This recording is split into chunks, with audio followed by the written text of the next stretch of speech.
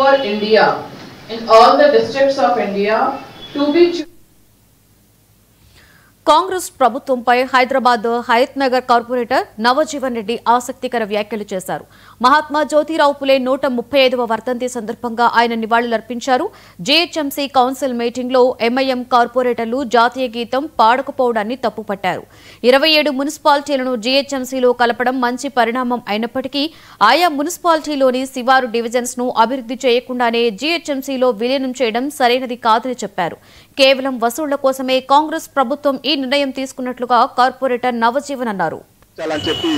Mayor కోరినప్పుడు మన MIM party నాయకులు అందరూ వందే మాతరం పాడకుండా వాళ్ళు మన వందే మాతరాన్ని అవమానించే విధంగా వాళ్ళు కూర్చొని ఉన్నారు.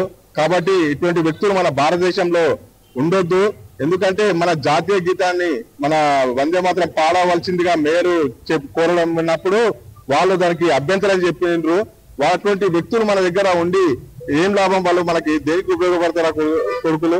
మరి ఇటువంటి వాళ్ళు చేసినందుకు వాళ్ళకి మేయర్ గారు ఎంబడే వాళ్ళని సస్పెండ్ చేసేది ఉండే, కానీ చేయలేదు.